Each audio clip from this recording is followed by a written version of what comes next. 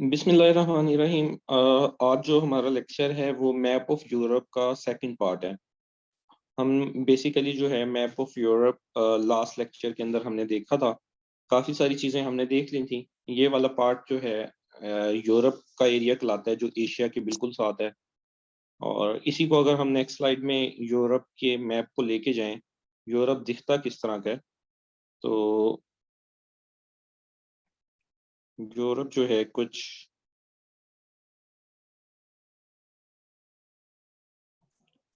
इस तरह से दिखता है। और यूरोप के बारे में कुछ बेसिक मैंने आपको मालूमात बताई थी कि यूरोप में जो है 50 कंट्रीज हैं, 50 कंट्रीज हैं। और जो यूरोप है वो पॉपुलेशन वाइज तीसरे नंबर पे है। पहले नंबर पे एशिया है, दूसरे नंबर पे अफ्रीका है और तीसरे नंबर पे यूरोप है। और यूरोप की मैंने दो मेन ऑर्गेनाइजेशंस के बारे में आपको बताया था कि जिनके बारे में पेपर में पूछा जाता है। एक है यूरोपीय यूनियन और दूसरा एक ऑर्गेनाइजेशन है नेटो। नेटो फोर्स नॉर्थ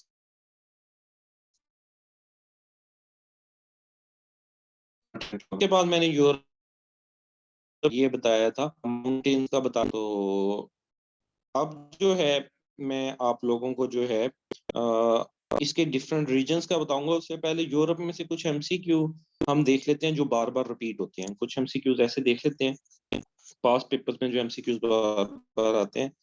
एक ये पूछा जाता है चैनल टनल जो है वो कहाँ पे लोकेटेड है, या इंग्लिश टनल का इसको नाम दिया जाता है, इंग्लिश चैनल टनल। ये कहाँ पे लोकेटेड है? तो ये देखिए, ये इंग्लिश चैनल ये एक जगह है, ये एक वाटर चैनल है, ये है। और नीचे तो इसका आंसर यूके एंड फ्रांस।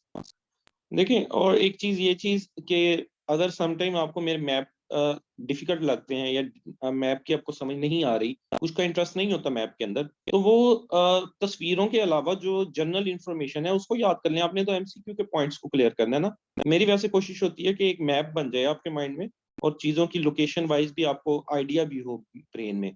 लेकिन अगर वो नहीं भी तो आप इसको एमसीक्यू पॉइंट के हवाले से जस्ट ये याद रख लें कि इंग्लिश चैनल टनल जो है वो फ्रांस और यूके के दरमियान है। ये एक रिपीटेड क्वेश्चंस में से है। फिर ये एक क्वेश्चन आता है कि लंदन से रिवर के किनारे क्या है? तो इसका आंसर होता है लंदन लोकेटेड एट थेमस रिवर। ये थेमस रिवर देखिए, ये पिक्चर में आप देख रहे हैं। तो कुछ लंदन जो है राइट साइड पे है और कुछ इसमें से लेफ्ट साइड के ऊपर है। तो लंदन लोकेटेड एट थेमस रिवर। फिर आता है तकसीम स्क्वायर। तकसीम स्क्वायर कहाँ पे वाक़या है? तो वो जी टर्किया में वाक़या है। टर्किया का एक फेमस सिटी है इस्तांबुल, वहां पे वाक़या है ये। तकसीम स्क्वायर से मुराद एरिया है जो कि मार्केट है, डिफरेंट यहाँ पे शॉप्स हैं और शॉपिंग मॉल्स हैं, रेस्टोरेंट्स हैं, उसके हवाले से ये एक इम्पोर्टेंट एरिया है तकसीम स्क्वायर। तो ये मुझे बताइएगा तुर्किया का कैपिटल क्या है? तुर्किया का capital.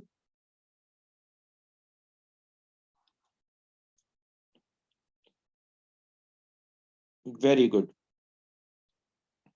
Tokyo. Tokyo. Ankara. Ankara जो है कैपिटल है। और आपको पता होगा आज जो है वो वहां पे तुर्किया में एक अर्थक्वेक भी आया है। रिसेंट जो है वो आज की खबर है तुर्किया में। और इसी तरह एक और का पूछ लिया जाता है तहरीर स्क्वायर। तहरीर स्क्वायर जो है वो वाकया है इजिप्ट में, मिस्र में। सिमिलरली कैपिटल्स काफी पूछे जाते हैं। जो यहाँ की कंट्रीज हैं, यूरोपियन कंट्रीज, इनके कैपिटल बहुत पूछे जाते हैं। स्वीडन का पूछ लिया जाता है, स्टॉकहोम है। जर्मनी का पूछ लिया जाता है, फ्रांस का पूछ लिया जाता है। मेन मेन कंट्रीज हैं ना जिनके साथ पाकिस्तान के कुछ तजारती ताल्लुकात भी हैं। तो एक पेपर में अब ये कैपिटल ऑफ माल्टा भी, ये माल्टा एक जो है ऊपर जैसे ये वाला एरिया जो है यूरोप है, नीचे ये जो है अफ्रीका का कॉन्टिनेंट है। तो ये कंट्री वाकया है जिसका नाम माल्टा है। ये छोटी सी कंट्री यहाँ पे, ये इटली के, ये वाला कंट्री इटली है। ये बूट नुमा, ये देखें लेडी का बूट लगता है, लॉन्ग शू लगता है, जिसको बूट ऑफ यूरोप कहा जाता है इटली को। उसके नीचे एक कंट्री है जिसका नाम है माल्टा। तो उसका जो कैपिटल है उसका नाम है वेलिटा। अब ये पास पेपर का क्वेश्चन है, तो यहाँ थोड़ी सी मैंने कहा आपको लोकेशन भी बता दूं कि ये माल्टा एक जजीरा है और ये यूरोप और अफ्रीका के दरमियान वाक़ है। और इसके कैपिटल का जो है वो पूछा गया पेपर में। सिमिलरली जो है बेल्जियम का कैपिटल ब्रसल्स, सॉरी,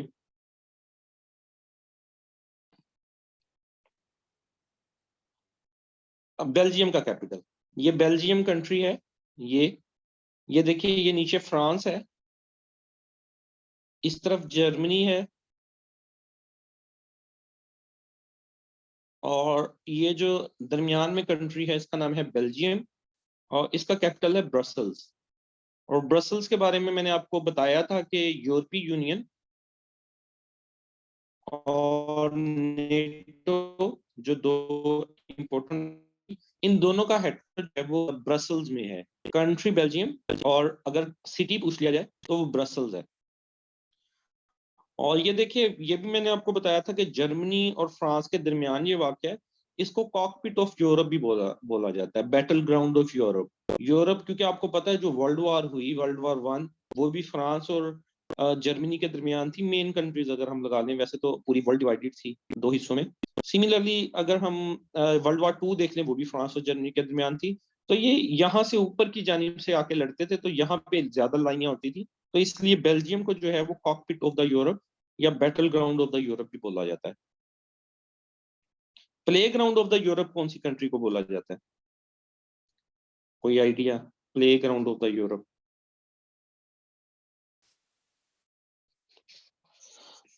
सिमिलरली एक ये क्वेश्चन भी इंपॉर्टेंट है पेपर के हवाले से कि साइप्रस डिस्प्यूटेड किसके दरमियान है? तो साइप्रस भी एक आइलैंड है, जजीरा है। ये तुर्किया ग्रीस के दरमियान डिस्प्यूटेड है। ये तुर्किया है, ये ग्रीस है, ठीक है, और ये साइप्रस है। कुछ हिस्से पे तुर्किया का कंट्रोल है, कुछ हिस्से पे ग्रीस का कंट्रोल है, और ये साइप्रस एरिया डिस्प्यूटेड है तुर्किया एंड ग्रीस के दरमियान। ये मेडिटेरेनियन सी के अंदर जो है वाक़ है। अभी मैं आपको आगे चल के कंट्रीज भी दिखाऊंगा, तो कुछ नाम आपको वहां से भी वाज़ेह हो जाएंगे कौन सी कंट्रीज कहाँ कहाँ वाक़ हैं यूरोप के अंदर। अब ये तो कुछ एमसीक्यूज हो गए, और भी कुछ मैंने आपको, हाँ जी, स्विट्जरलैंड को बोलते हैं। कुछ क्वेश्चंस मैंने आपको कल भी बताए थे कि स्मॉलेस्ट रिवर बाल्टिक सी है, वो भी स्मॉलेस्ट सी बाल्टिक है, वो भी यहाँ मौजूद है। और ये भी क्वेश्चन पेपर में आया है, स्मॉलेस्ट रिवर कौन सा है, स्मॉलेस्ट ओशियन कौन सा है, ठीक है। क्रीमियन पेनिनसुला, एक क्रीमिया इलाका है, वो किसके दरमियान डिस्प्यूटेड है? तो वो रशिया और यूक्रेन के दरमियान डिस्प्यूटेड एरिया है। फिर जिब्राल्टर किसके दरमियान डिस्प्यूटेड है? डिस्प्यूट्स का भी पूछ लेते हैं कि कुछ एरिया जो है वो डिस्प्यूट है, दो कंट्री उस पर क्लेम करती है। तो जिब्राल्टर एक जगह है, वो आगे चल के मैं आपको दिखाता भी हूँ। वो फ्रांस और यूके के दरमियान कंफ्लिक्टेड है, डिस्प्यूटेड है, फ्रांस एंड यूके के दरमियान। तो अब हम जो है मजीद यूरोप की कुछ अंडरस्टैंडिंग करते हैं, जिसके थ्रू हम इनके कुछ कैपिटल और कुछ मशहूर चीजें याद करने की ट्राई करते हैं। तो उसमें देखिए, यूरोप को, जैसा कि मैंने आपको कल भी एक मुश्किल नाम है, कल थोड़ा सा हिंट दिया था ताकि आपके माइंड में एक रोड मैप बना हुआ हो कि Scandinavian countries, Baltic states, Iberian peninsula, Italian या Apennine peninsula, United Kingdom and mainland Europe, ये कुछ एरियाज हैं यूरोप के जो का ग्रुप कहलाते हैं। मतलब स्कैंडिनेवियन कंट्रीज में 5 कंट्रीज आ जाती हैं, बाल्टिक स्टेट में 3 कंट्रीज आ जाती हैं, इबेरियन पेनिनसुला में 3 आ जाती हैं, इटालियन में 3 आ जाती हैं, यूनाइटेड किंगडम बजाते खुद एक मुल्क है, और मेनलैंड यूरोप में कुछ कंट्रीज आ जाती हैं। तो हम यूरोप को इस तरह ग्रुपिंग में पढ़ लेंगे डिफरेंट कंट्रीज के ग्रुप के अंदर। तो सबसे पहले अगर हम स्कैंडिनेवियन कंट्रीज देखें तो ये बेसिकली 5 कंट्रीज हैं जिनमें Norway, Sweden, Finland, Denmark and Iceland आ जाता है। ये आगे अब मैं आपको नेक्स्ट पिक्चर में दिखाता हूँ। तो वो आपने बेसिकली इनके कैपिटल याद करने। नॉर्वे का कैपिटल ओस्लो, स्वीडन का स्टॉकहोम, फिनलैंड का हेलसिंकी, डेनमार्क का कोपनहेगन और आइसलैंड का रिकजैविक। ये स्कैंडिनेवियन कंट्रीज के जो हैं कैपिटल्स हैं। जब मैं आपको स्लाइड्स अवेलेबल करूंगा तो आप इनको याद कर लेंगे। ये स्कैंडिनेवियन कंट्रीज हैं कहाँ पे? ये देखें, ये टोटल यूरोप का नक्शा है। तो ये ऊपर वाली साइड पे ये कंट्रीज, ये फिनलैंड है, स्वीडन, नॉर्वे एंड आइसलैंड। और यहाँ डेनमार्क भी है। मैं नेक्स्ट स्लाइड में ये आपको सिर्फ जो है ये स्कैंडिनेवियन कंट्रीज को आगे ले चलता हूँ। ये देखिएगा, फिनलैंड, स्वीडन, नॉर्वे, आइसलैंड और डेनमार्क। और ये कंट्रीज जो हैं वो ह्यूमन डेवलपमेंट इंडेक्स, आजकल एक टर्म यूज होता है, इकोनॉमी से ऊपर का टर्म है ये। पहले बात होती थी इकोनॉमी पे, इकोनॉमी किन कंट्रीज की मजबूत है, अभी डेफिनेटली बात होती है। बट जस्ट लाइक अमेरिका भी है, उसकी इकोनॉमी जो है दुनिया में पहले नंबर पे है। 25 ट्रिलियन डॉलर की उसकी इकोनॉमी है। लेकिन अब, लेकिन कैपिटलिस्ट कंट्री है ना, तो वो जो उसकी दौलत है वो एक उसकी तकसीम अनफेयर कह लें, या कह लें किसी के पास बहुत पैसा है। जैसे दुनिया के मशहूर जो रिचेस्ट पर्सन हैं, एलॉन मस्क हो गया, बिल गेट्स हो गया, जेफ बेजोस हो गया, वो सारे अमेरिका में हैं। ठीक है, तो कुछ के पास बहुत ज्यादा पैसा है, कुछ के पास दरमियाने लेवल का, लेकिन ओवरऑल भी म्यार जिंदगी अच्छा है अमेरिका का। लेकिन एक टर्म यूज होता है HDI, ह्यूमन डेवलपमेंट इंडेक्स। इसके अंदर ये देखा जाता है कि ओवरऑल दुनिया, ओवरऑल एक कंट्री के अंदर कितनी प्रोग्रेस है, सिर्फ कुछ लोगों की नहीं, ओवरऑल उनकी इकोनॉमी, उनका हैप्पीनेस इंडेक्स, वहां फ्रीडम ऑफ एजुकेशन कितनी है, फ्रीडम ऑफ स्पीच कितना है, लोग जो है जो क्राइम जो है वो कम से कम जहां पे है। तो ये जो स्कैंडिनेवियन कंट्रीज हैं, इनके अंदर जो ह्यूमन डेवलपमेंट इंडेक्स है वो हाईएस्ट है, जिनमें फिनलैंड का और आइसलैंड का नाम जो है सरफहरिस्त आ जाता है। एजुकेशन में भी ये सबसे ऊपर है, टॉप लेवल पे है। और फिनलैंड की गालमन आपने जो प्राइम मिनिस्टर है वो देखी होंगी, सना मैरिन, फीमेल है। और अभी उनकी एक वीडियो भी जो है पिछले दिनों डांस करती है कुछ अपनी दोस्तों के साथ की वायरल हो गई थी, जिसके ऊपर फिनलैंड में काफी मतलब इशू बना था। और उनसे जो है उनका ब्लड टेस्ट भी किया गया, क्या उन्होंने ड्रग्स वगैरह तो नहीं ली हुई थी कि वो डांस जो कर रही थी। तो फिर उन्होंने आके सिर्फ इस चीज की, कि उनकी जो वीडियो वायरल हुई, एक्सप्लेनेशन दी मीडिया के ऊपर वो आई। और उन्होंने कहा कि ये राइट है मेरा, जिस दिन ये मैंने डांस किया वो मेरा छुट्टी का दिन था, जो भी उनका मतलब एक डे होता है, संडे था गालबन। और उन्होंने कहा कि मैंने ड्रग्स कोई नहीं ली हुई थी, उसके लिए मैं अपना ब्लड टेस्ट करवाऊंगी। उन्होंने अपना ब्लड टेस्ट करवाया, और ये इस चीज का भी प्रूफ दिया कि ये उनकी ऑफिशियल ड्यूटी टाइमिंग्स में से नहीं था, जो एज ए वजीर आजम वो परफॉर्म करती हैं, एज ए प्राइम मिनिस्टर वो परफॉर्म करती हैं। और ये अलहदा वो अपनी छुट्टी के दिन अपनी जाती लाइफ को कर रही थी सेलिब्रेट। तो फिर उन्होंने जब ये किया तो फिर फिनलैंड में कई लोगों ने उनकी सपोर्ट में अपने घरों में संडे वाले दिन की पार्टी करते की, दोस्तों के साथ अपनी फैमिलीज के साथ की वीडियोस अपलोड की थी। और फिर उनका ब्लड टेस्ट की भी रिपोर्ट आई, और वो जो है नेगेटिव थी, कि उन्होंने किसी किस्म की ड्रग्स वगैरह नहीं ली हुई थी। जस्ट जो है वो अपनी दोस्तों के साथ जो है वो हल्ला गुल्ला कर रही थी। देखिएगा इनकी फिनलैंड की सैना मैरिन की डांस वीडियो जो है ना, काफी वायरल हुई थी। और काफी इस पे जो है ना एक वो हुआ था कि वो तो फौरन है, आपको पता ही है कि जो कंट्रीज हैं फौरन इस्तीफा मांग लेते हैं, कोई गलती कर दे प्राइम मिनिस्टर या इस तरह की कोई जो है चीज सामने आ जाए तो।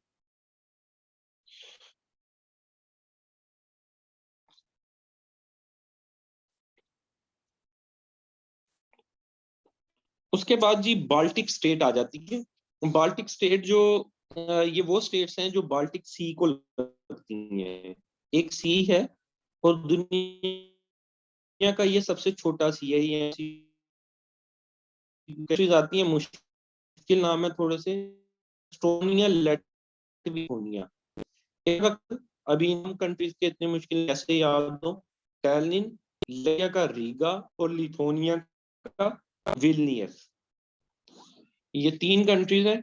ये इनकी मैं आपको लोकेशन दिखाता हूँ। ये just below the Scandinavian countries.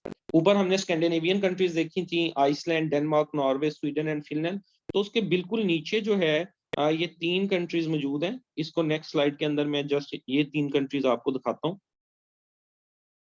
ये देखिएगा, एस्टोनिया, लैटविया, लिथुआनिया। इनको बाल्टिक स्टेट बोला जाता है क्योंकि ये बाल्टिक सी को लगती हैं। Due to the Baltic sea, these countries are known as Baltic states. ये तादाद में 3 है और इसको रशिया का बॉर्डर भी लगता है। ये रशिया वाला बॉर्डर भी इनको लगता है। ठीक है, आपने ये 3 कंट्रीज के नाम याद रखने हैं और इनके कैपिटल याद करने हैं। उसके बाद तीसरा हिस्सा हम यूरोप का देख लेते हैं। वो कहलाता है इबेरियन पेनिनसुला। इसमें बेसिकली इसमें भी 3 कंट्रीज आती हैं, पुर्तगाल और पुर्तगाल और स्पेन का नाम आपने सुना होगा। ये जो है मशहूर कंट्रीज हैं और फुटबॉल में भी इनका काफी नाम है, खासकर पुर्तगाल का। जो रोनाल्डो है वो पुर्तगाल से ताल्लुक रखता है। मेसी का ताल्लुक कौन से कंट्री से है? 2 ही फुटबॉलर्स के नाम ज्यादा मशहूर है ना, एक रोनाल्डो, दूसरा मेसी। तो पुर्तगाल से जो है वो रोनाल्डो का ताल्लुक है। मेसी का ताल्लुक कौन से, लियोन मेसी का ताल्लुक कौन से कंट्री से है? अर्जेंटीना से। गुड। और इस दफा जो फीफा वर्ल्ड कप जीता है कंट्री, वो भी अर्जेंटीना है। इस दफा जो फीफा वर्ल्ड कप 2022 का विनर है, जो कि कतर के अंदर हुआ है, हेल्ड हुआ है अभी, उसका विनर भी अर्जेंटीना ही है। अच्छा, इबेरियन पेनिनसुला में अभी आपको दिखाता भी हूँ। और इसमें 3 कंट्रीज आ जाती हैं, पुर्तगाल जिसका कैपिटल है लिस्बन, स्पेन जिसका कैपिटल है मैड्रिड, और एंडोरा, ये एक छोटी सी कंट्री है, इसका कैपिटल है एंडोरा ला वेला। और इसके बारे में मशहूर बात ये है कि तारिक बिन जियाद एक मुस्लिम कैनक्वेस्ट थे, एक हीरो हैं। इन्होंने हस्पान हस्पान ये जो इबाल ये पुराने जमाने में नाम पानवी लोग कहलाते हैं। तारिक देखिएगा क्या रही। हम कासिया में कब आए थे? ये पहले वाक्य मोहम्मद बिन कासिम। ये तारिक अफ्रीकन कंट्रीज कंट्रीज की तरफ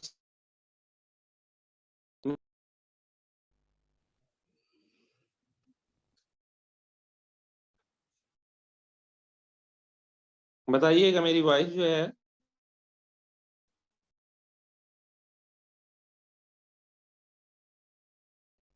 यार तालिब, आपका डेली का मसला होता है, मैं आपका जो है ना कोई किसी किस्म का हल नहीं निकाल सकता।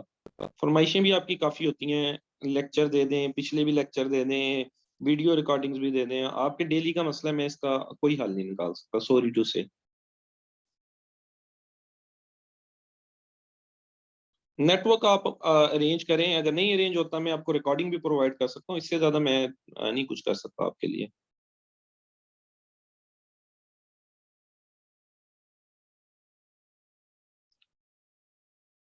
और कोई बताइएगा, मेरी वॉइस बताइएगा, वॉइस क्लियर आ रही है कि नहीं?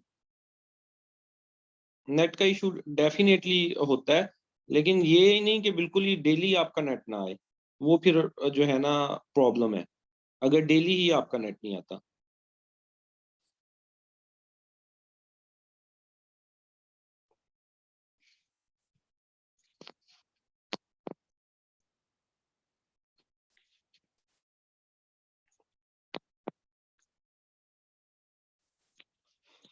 अच्छा जी, बात हो रही थी तारिक बिन ज़ियाद की, कि ये इन्होंने हिस्पानिया को जो है कनक्वेस्ट किया था। हिस्पानिया कहते हैं पुर्तगाल, स्पेन और एंडोरा के इलाके को, इबेरियन पेनिनसुला को। ये मैं दिखाता हूँ।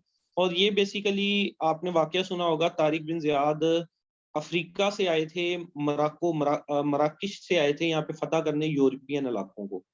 और दरमियान में समुंदर पड़ता था। जब ये समुंदर क्रॉस करके चले गए जो है स्पेन में, पुर्तगाल में, तो इन्होंने अपनी कश्तियां जला दी थी। ये हम 7वीं 8वीं के अंदर पढ़ते होते थे कि वहां जाके इन्होंने अपनी कश्तियां जला दी थी कि अब यहाँ से कोई वापस ना मुड़ सके, डर के मारे, क्योंकि आगे फौज ज्यादा थी, इनके पास कम थी। लेकिन इन्होंने फिर एक जज्बा दिखाया, कश्तियां जला दी कि अब कोई पीछे नहीं, एक ही हाल रह जाए, या जो है शहीद होना है या इस इलाके को फतह करना है। तो फिर ये इलाका जो है जिब्राल्टर इसको बोला जाता है। एक माउंटेन है जिब्राल्टर का माउंटेन, उसको इन्होंने फतह किया था। उसको जबलुल तारिक भी कहा जाता है, इन्हीं के नाम से, तारिक बिन ज़ियाद के नाम से उसको जबलुल तारिक भी कहा जाता है। तो ये मैं आपको दिखाता हूँ कि यूरोप में पहले ये एरिया कहाँ पे है। ये देखिए, ये वाला एरिया है नीचे की जानिब, पुर्तगाल, स्पेन एंड एंडोरा।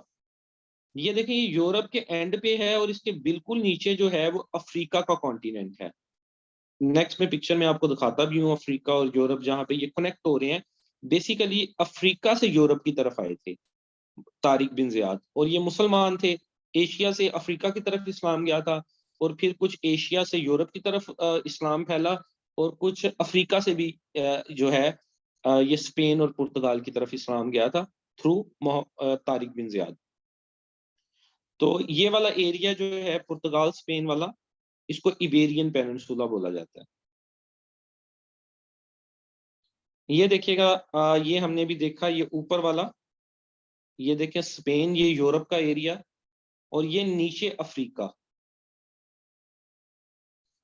ये मोरक्को, मराकिश।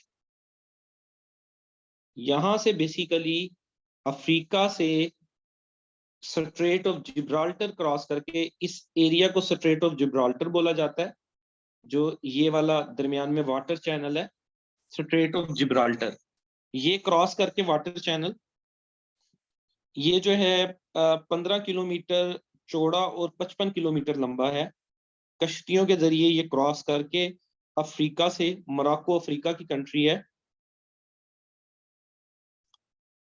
स्ट्रेट, एक नैरो वाटर की स्ट्रिप जो दो जमीन लैंड के दरमियान हो, उसको स्ट्रेट बोला जाता है।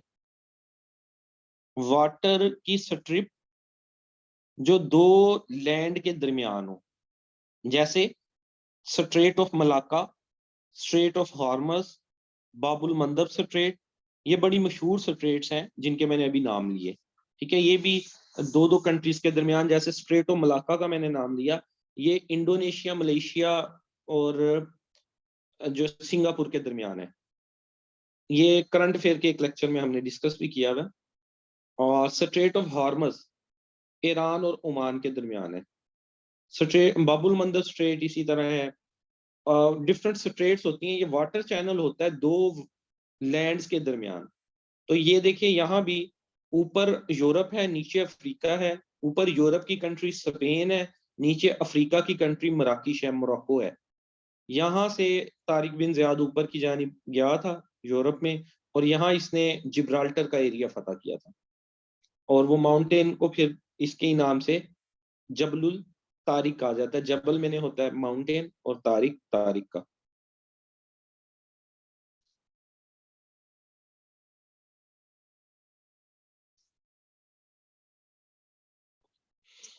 इसके बाद नेक्स्ट जो है देख लेते हैं हम लोग, इटालियन पेनिनसुला। ये भी बेसिकली हम ग्रुप ऑफ जो यूरोप की कंट्रीज हैं डिफरेंट, उनको ग्रुप के अंदर पढ़े हैं, तीन तीन कंट्री करके। उन तीन तीन कंट्रीज को नाम दिया गया है जो है यूरोपियन एरिया की वजह से, वो एक एरिया के अंदर पड़ जाते हैं। तो अब हम वो एरिया देख रहे हैं, वो कहलाता है इटालियन या एपेनाइन पेनिनसुला। ये बेसिकली इटली एक कंट्री है, वो बूट ऑफ यूरोप भी कहलाता है। आगे मैप में मैं दिखाता हूँ, वो वाला एरिया जो है इटालियन पेनिनसुला कहलाता है। इसमें जो है कैपिटल आप देख लेंगे इटली का, डेफिनेटली रोम बड़ा इंपॉर्टेंट है। सैन मरीनो का, सैन मरीनो सिटी इजी है याद करना। और वेटिकन सिटी दुनिया का सबसे छोटा मुल्क है ये, इसका कोई कैपिटल नहीं है, ये है ही बहुत छोटा सा मुल्क, मतलब शहर जितना भी नहीं है। 1,000 लोग इसके अंदर सिर्फ रहते हैं, लेकिन ये पूरा एक मुल्क है, सॉवरन स्टेट इसको माना जाता है। ये मैं आपको दिखाता हूँ। ये देखिएगा, ये यूरोप है ना, इस यूरोप के मैप में ये वाला हिस्सा, ये नीचे वाला हिस्सा, और ये देखें अगर ये लंबाई के रुख है, ऐसा लगता है कि लेग सी है और हील पहनी हुई है। इसको बूट ऑफ यूरोप बोला जाता है, यूरोप का बूट, यूरोप के बिल्कुल नीचे बूट की मानित जो है ये कंट्री है। ये बेसिकली हमें यहाँ तो इटली एक कंट्री नजर आ रही है, यहाँ पे 3 कंट्रीज मौजूद हैं, इटली, वेटिकन सिटी और सैन मरीनो। इटली को मैं आगे लेके जाता हूँ स्लाइड में, तो उसके अंदर आपको वाजिया भी हो जाएगा कि इसमें कैसे 3 मुल्क मौजूद हैं। ये देखिएगा, यही वो वाला हिस्सा, इटली का हिस्सा, ये बूटनुमा। और इटली का जो कैपिटल है वो है रोम। अच्छा, अब इसी रोम के अंदर, रोम इनका कैपिटल के अंदर एक पूरा मुल्क मौजूद है जिसका नाम है वेटिकन सिटी। ये पूरा कंट्री है। इसी तरह एक कंट्री है सैन मरीनो, ये भी पूरा एक कंट्री है। तो इस इटली के अंदर मजीद 2 मुल्क आते हैं। इसी तरह मैंने 2 मुल्क आपको बताए थे जो साउथ अफ्रीका के अंदर आते थे, अगर आपको याद हो। साउथ अफ्रीका अफ्रीका की एक कंट्री है जो बिल्कुल उसके साउथ रीजन में है, नीचे मौजूद है।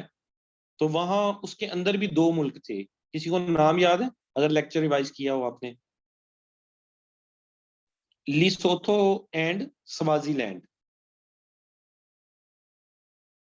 साउथ अफ्रीका के अंदर 2 मुल्क मौजूद हैं जिनका नाम है लिसोथो और स्वाजीलैंड। इसी तरह रोम के अंदर भी 2 मुल्क मौजूद हैं, और इस रीजन को जो है इटालियन पेनिनसुला बोल दिया जाता है, वेटिकन सिटी और सान मेरिनो।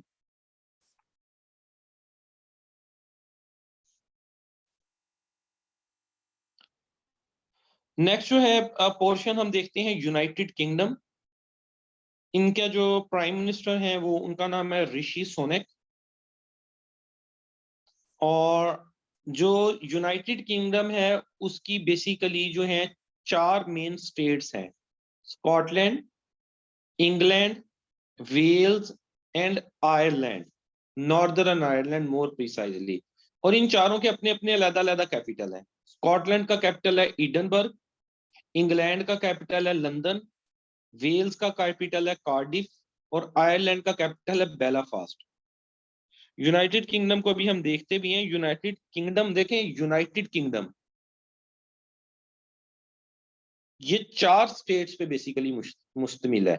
इंग्लैंड एक अलहदा कंट्री है, और इंग्लैंड के साथ अगर बाकी 3 कंट्रीज को मिला लिया जाए तो ये यूनाइटेड किंगडम कहलाता है, यूके। अब उसमें कौन कौन सी हैं? Scotland, England, Wales and Northern Ireland. Ireland एक अलहदा से भी कंट्री है, उसका नाम है रिपब्लिक ऑफ आयरलैंड, और जिसका कैपिटल डबलिन है। ये कैपिटल आपको थोड़े से याद करने पड़ेंगे, यूरोपियन यूरोपियन कंट्रीज के कैपिटल हैं इंपॉर्टेंट। ये मैं आपको दिखाता हूँ नेक्स्ट में स्लाइड में। देखें, ये यूरोप में ये वाला जो एरिया है ना, जो अलहदा से करके पड़ा हुआ है, ये कहलाता है यूके, यूनाइटेड किंगडम। और इसको अगर हम नेक्स्ट स्लाइड में ले जाएं, इस एरिया को,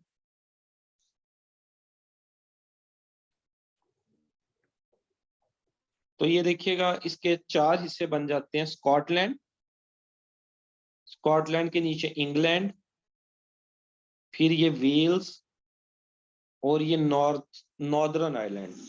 इन चारों स्टेट्स को मिला के यूनाइटेड किंगडम बोला जाता है। आपको याद होगा अभी जो लास्ट वर्ल्ड कप हुआ था क्रिकेट का, ओडीआई का, 50 ओवर्स वाला, वो उसके लिए लफ्ज यूज होता था इंग्लैंड एंड वेल्स। कहाँ पे हुआ है वो? इंग्लैंड एंड वेल्स, 2 लफ्ज यूज किए जाते थे। क्योंकि वो इन दोनों जो है कंट्रीज में हुए थे। इंग्लैंड अलग कंट्री है, वेल्स अलग कंट्री है, स्कॉटलैंड अलग कंट्री है, नॉर्दर्न आयरलैंड अलग कंट्री है। लेकिन इन चारों कंट्रीज को अगर इकट्ठा बोला जाए तो इनको हम यूनाइटेड किंगडम बोल सकते हैं, यूके बोल सकते हैं। तो वो जो वर्ल्ड कप था वो इंग्लैंड एंड वेल्स में हुआ था। नेक्स्ट वर्ल्ड कप ओडीआई का कहाँ पे होना है? ओडीआई मतलब वनडे इंटरनेशनल। हाँ जी, इनका प्राइम मिनिस्टर एक है। यूनाइटेड किंगडम का प्राइम मिनिस्टर भी एक है, और इनका जो है जो किंग या क्वीन होती है वो भी एक होती है। इनकी जो किंग इस वक्त मौजूद है उनका नाम है चार्ल्स 3। इससे पहले क्वीन एलिजाबेथ 2 थी, वो जो गालबन 96 साल की उम्र में मरी है, 96 ईयर ऑफ एज। अभी जो है वो पिछले साल में उनकी डेथ हुई है। और लॉन्गेस्ट मोनार्च थी यहाँ पे, उन्होंने 75 साल गवर्नमेंट की है।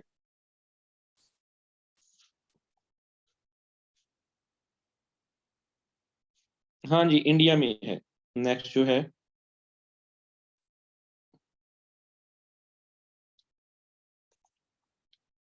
इसके बाद बात कर लेते हैं मेनलैंड यूरोप की। देखिए, यूरोप का ये हिस्सा था, इतना हिस्सा ये यूरोप है, ये एशिया का कॉन्टिनेंट है ना, इतना हिस्सा यूरोप का था। इसके अंदर इस यूरोप के हिस्से में, सॉरी इतना नहीं, हाँ पैसे लगा दें ये। इस यूरोप के अंदर हमने पहले इस हिस्से को पढ़ा, इसको हमने स्कैंडिनेवियन कंट्रीज कह दिया। फिर हमने जो है वो जो है इसके नीचे कुछ कंट्रीज को पढ़ा, उसको हमने बाल्टिक स्टेट कह दिया। फिर हमने ये वाला रीजन पढ़ा 3rd नंबर पे, इसको हमने इबेरियन पेनिनसुला कह दिया, जिसमें पुर्तगाल स्पेन वगैरह मौजूद थे। फिर हमने ये रीजन पढ़ा, इसको हमने इटालियन पेनिनसुला कह दिया, इटली। फिर हमने ये वाला रीजन पढ़ा, जिसको हमने यूनाइटेड किंगडम बोल दिया। अब इतना सारा रीजन हमने जब पढ़ लिया तो पीछे ये तो इसके देखें यूरोप के हाथ पांव बाहर जो निकले में ना, दाएं बाएं, ये हमने वो थोड़े थोड़े कट करके पढ़े हैं। अब जो इसकी मेन बॉडी है उसको मेनलैंड यूरोप बोला जाता है, कॉन्टिनेंटल यूरोप बोला जाता है, कि यूरोप का कॉन्टिनेंट। उसके अंदर कंट्रीज, मशहूर कंट्रीज आपने नाम सुने हुए हैं, फ्रांस, जर्मनी, बेल्जियम, स्विट्जरलैंड, ये कंट्रीज आ जाती हैं। तो अब हम मेनलैंड यूरोप की कुछ कंट्रीज को देख लेते हैं। इसमें हम सबसे पहले देखते हैं फ्रांस को। फ्रांस की लोकेशन कहाँ पे है, थोड़ा सा समझिएगा। अब आपने काफी 2 दिन यूरोप का मैप ही देखते रहे हैं, तो थोड़ा सा आपको आइडिया होना चाहिए। ये नीचे स्पेन है, यहाँ पे इटली है, ये ऊपर बेल्जियम है, ये जर्मनी है, इसके साथ में स्विट्जरलैंड है, ये ऊपर वो यूनाइटेड किंगडम वाला जो जजीरे से पड़े हुए थे यूके है। और मैंने बल्कि आपको बताया भी शुरू के अंदर कि फ्रांस और यूके के दरमियान एक चैनल मौजूद है जिसको बोला जाता है इंग्लिश चैनल। बड़ी दफा ये एमसीक्यू रिपीट होता है कि इंग्लिश चैनल कौन सी 2 कंट्रीज के दरमियान मौजूद है, यूके और फ्रांस। तो ये कुछ जो है फ्रांस की जो है लोकेशन बनती है मेनलैंड के अंदर, यूरोप के अंदर।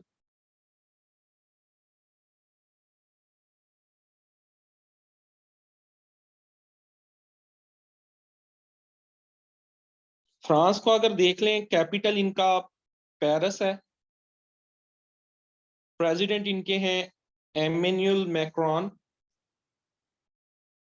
इन्होंने वो काफी डेरोगेटरी रिमार्क्स भी दिए थे, और इस्लाम के बारे में, और फिर वो तरीके लब्बैक ने इनके खिलाफ काफी बाइकॉट वगैरह का किया था।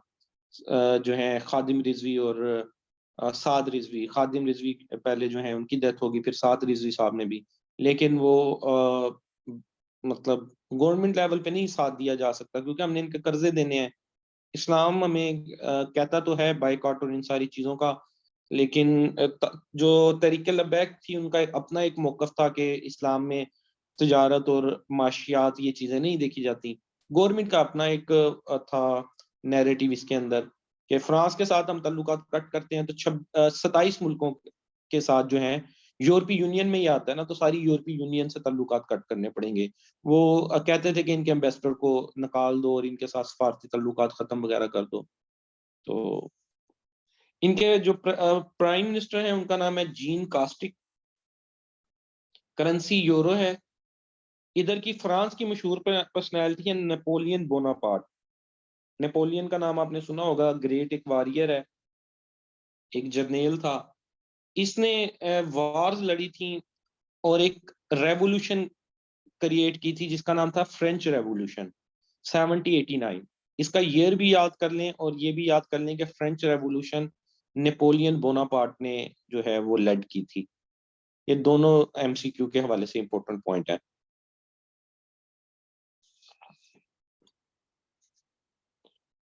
फ्रांस के बाद जी नेक्स्ट कंट्री देखते हैं जर्मनी। अब जर्मनी का थोड़ा सा देखिएगा, जर्मनी कहाँ पे मौजूद है।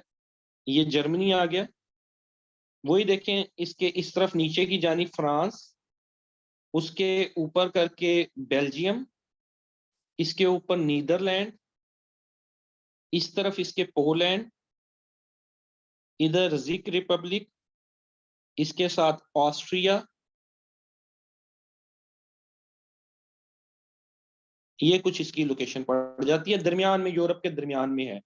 फ्रांस और जर्मनी की लड़ाई आपस में रहती थी वर्ल्ड वॉर 1 और वर्ल्ड वॉर 2 में। तो अगर जर्मनी को हम देख लें, जर्मनी का कैपिटल है बर्लिन।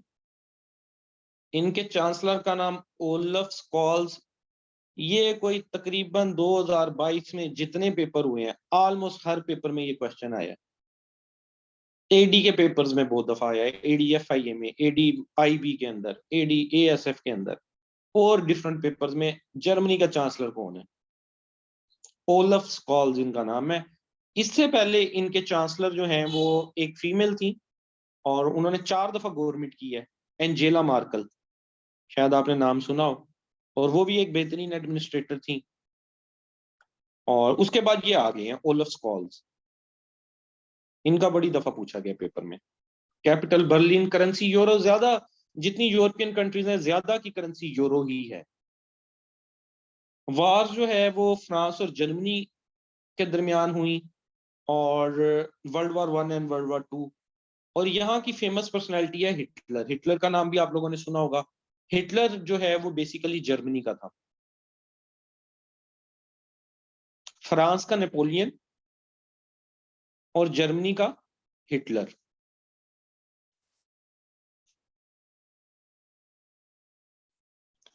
इसके बाद अगर देख लें स्पेन। स्पेन वही, ये देखें, स्पेन पुर्तगाल वाला हिस्सा और ये एंडोरा वाला हिस्सा, ये पूरा मैंने आपको एक पढ़ाया है। और ये इसके ऊपर फ्रांस लगता है, फ्रांस वाली साइड लगती है।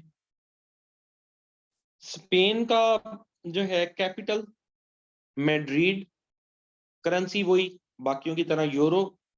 फेमस इनका रियल मैड्रिड क्लब और बार्सिलोना क्लब। जो लोग फुटबॉल के शौकीन हैं उनको इन क्लब्स का पता होगा, रियल मैड्रिड और बार्सिलोना। इनकी काफी आपस में टक्कर शक्कर रहती है। और दुनिया में सबसे ज्यादा देखे जाने वाला खेल भी जो है, और खेले जाने वाला खेल भी फुटबॉल है। आप लोगों को पता है इस बात का?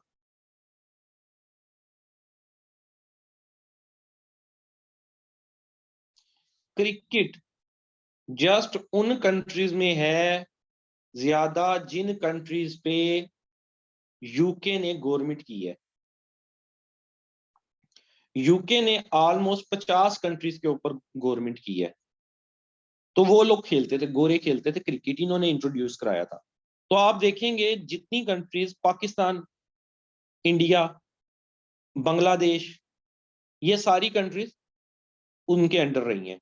ऑस्ट्रेलिया, ये भी यूनाइटेड किंगडम के अंडर रही है। ठीक है। कैरेबियन कंट्रीज कुछ जो हैं वो भी उनके अंडर रही हैं। न्यूजीलैंड, ये भी उनके अंडर रही हैं। जितनी मेन मेन आप टीमें देखते हैं इस वक्त क्रिकेट की हैं, या जो मुल्क क्रिकेट खेलते हैं, और ये क्रिकेट इन्हीं मुल्कों में खेला जाता है या जहाँ पे यूके का होल्डर है। बाकी कंट्रीज में क्रिकेट नहीं खेला जाता, फुटबॉल खेला जाता है। देखते भी शौक लोग से फुटबॉल है। छोटा मैच होता है, जल्दी खत्म हो जाता है। तो उस हवाले से ये रियल मैड्रिड क्लब और बार्सिलोना क्लब का आपने नाम सुना होगा कुछ नहीं। और फीफा वर्ल्ड कप की भी कुछ मालूमात आप लोगों ने याद करनी है कि कतर के अंदर हुआ है। अर्जेंटीना जो है वो जीता है, उसका मद्दे मुकाबिल फ्रांस था। लियोन मेसी का तल्लक अर्जेंटीना से है, रोनाल्डो का तल्लक। कुछ स्पोर्ट्स का भी आपने जो है वो याद रखना होता है। आपको पसंद है या नहीं पसंद है स्पोर्ट्स, क्रिकेट, फुटबॉल या मेन, याद करना आपकी मजबूरी है, क्योंकि पेपर का ये पार्ट है, पेपर में आ जाती हैं चीजें।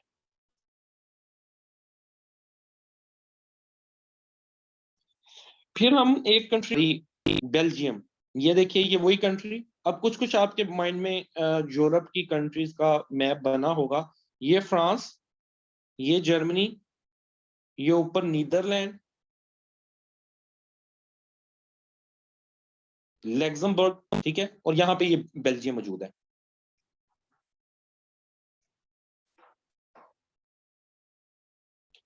बेल्जियम ने नीदरलैंड से आजादी हासिल की थी, और कैपिटल ब्रसल्स। और ब्रसल्स में फिर तीसरी चौथी दफा रिपीट कर रहा हूँ, यूरोपीय यूनियन और नेटो का हेडक्वार्टर मौजूद है। करेंसी वही, इनका यूरो। बेल्जियम की करेंसी भी ये यूरो ही है।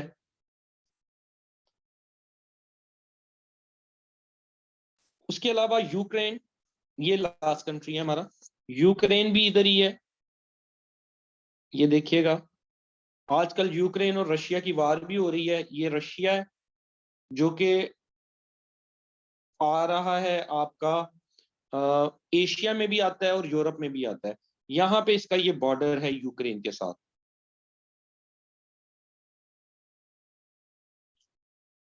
ठीक है।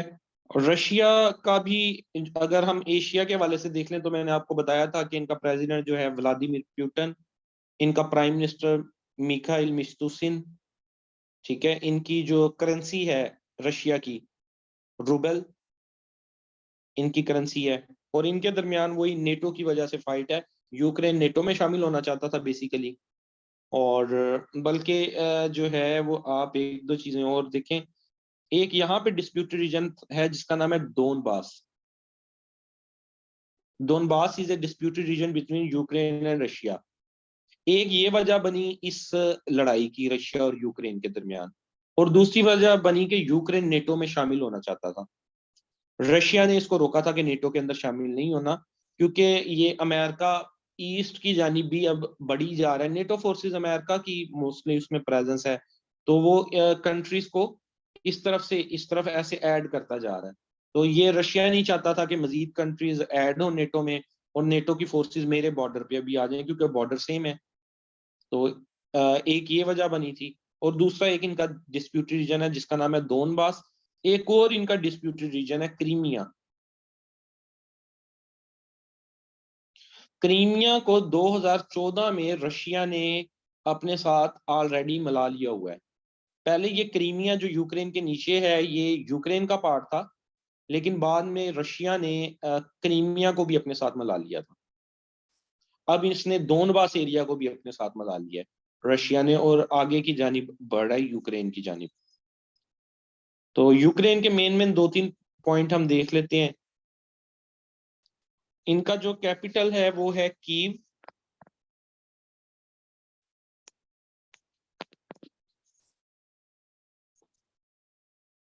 करेंसी है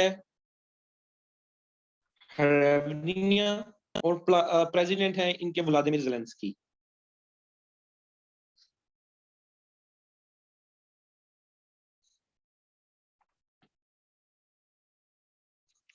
तो ये था जी हमारा यूरोप के बारे में लेक्चर।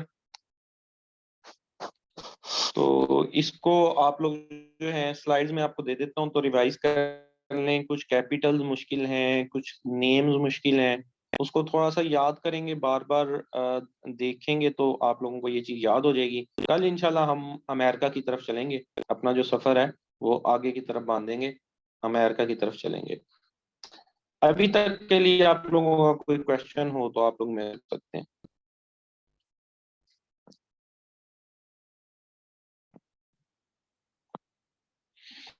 और आपके जिम्मे दो पेपर हो गए हैं ना, टेस्ट पहले 5 का हो गया था, 2 पेपर हो गए, तो उनको भी साथ-साथ पढ़ते रहें। कल उन 2 पेपरों को डिस्कस कर लें ग्रुप के अंदर, जो है ना, 7 बजे से 9 बजे के दरमियान उसके कुछ एमसीक्यूज़ को।